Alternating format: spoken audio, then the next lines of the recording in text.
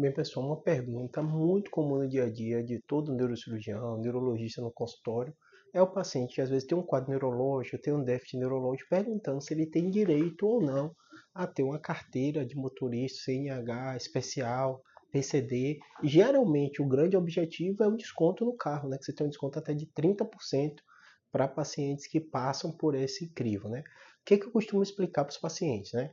A gente é médico, eu sou neurocirurgião, né? A gente tem toda a formação técnica e treinamento para tratar as pessoas, né? Só que de um modo geral vai ter muita coisa em sua vida que vai ser influenciada pelo nosso tratamento com você. E às vezes você vai precisar de um relatório médico justificando, dizendo que você tem, para você ter uma avaliação se você tem ou não direito a alguns benefícios, né? Na maioria das vezes a gente, médico, a gente não é advogado, a gente tem formação, as leis mudam o tempo inteiro, né? Então, na maioria das vezes a gente não sabe plenamente, a gente tem uma noção, porque a gente lida com isso no dia a dia, se você tem direito ou não tem direito. Às vezes o paciente me pergunta, num cenário que eu sei que ele não tem, eu falo, acho difícil. Se você quiser um relatório, eu faço um relatório de todo o seu contexto, mas acho muito difícil você conseguir.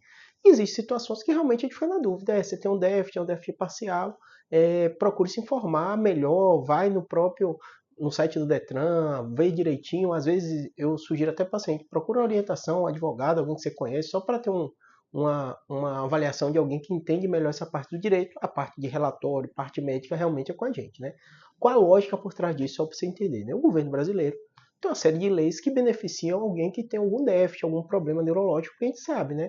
Se você tem uma doença grave, né? Se você teve um AVC, se você teve um acidente de carro que te deixou uma sequela, sua vida será mais difícil e de sua família também. Então a lógica por trás disso é justamente isso, para facilitar ou simplificar ou ajudar um pouco uma pessoa que está passando por um problema de saúde sério, um problema de saúde que limita ela a locomoção. Então ele ter um carro iria ajudar muito, ou ter um familiar que tem um carro também iria ajudar muito, né?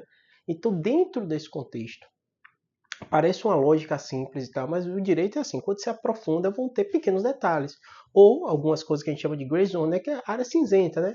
Ah, mas que tipo de déficit? Ah, é a pessoa que não se mexe nada, é a pessoa se ela perdeu só a movimentação da mão, se ela perdeu só a movimentação do pé, ah, e se perdeu a movimentação parcial da mão, do pé. Então você percebe que tem muitos detalhes.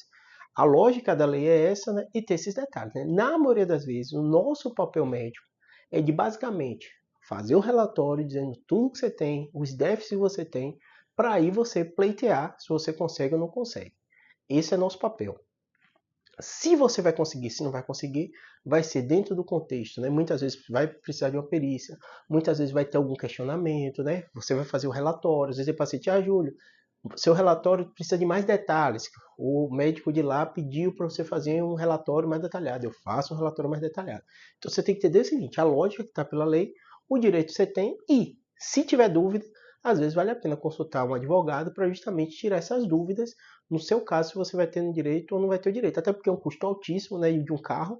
Então 30% de um modo geral, um desconto que faz a diferença na vida das pessoas, em especial essas pessoas que estão passando por uma dificuldade médica, que normalmente a receita dela vai cair, até se ela conseguiu aposentadoria ou se ela está afastada do trabalho, normalmente as pessoas gastam mais com remédio, com problema de saúde, e a lógica por trás disso é isso, tá bom? E saiba que seu médico não é advogado, então ele não tem noção completa. No meu dia a dia eu falo com o paciente, não sei. É, todo dia quase, não é nem para dizer toda semana, todo dia tem algum questionamento burocrático, técnico, né, ou jurídico que o paciente me faz no consultório. Eu falo, realmente eu não sei, posso fazer o relatório, procure se consultar melhor com alguém. Ah, Júlio, eu vou conseguir aposentadoria com isso, eu vou conseguir me afastar, quanto tempo, você acha que vai ter que voltar? Às vezes vou ter dúvidas, porque eu vou dar a parte técnica, a minha avaliação, mas vai ter que passar por um médico do trabalho, uma perícia do INSS, que ele vai avaliar, concordar ou discordar da minha opinião, e às vezes vai ter essas divergências mesmo, tá bom? Espero que tenha ajudado. Se você acha que você tem o direito, procure ajuda, vai atrás, que isso realmente vai ajudar a sua vida no momento difícil que você está passando por um quadro neurológico ou outro médico, tá bom? Um abraço.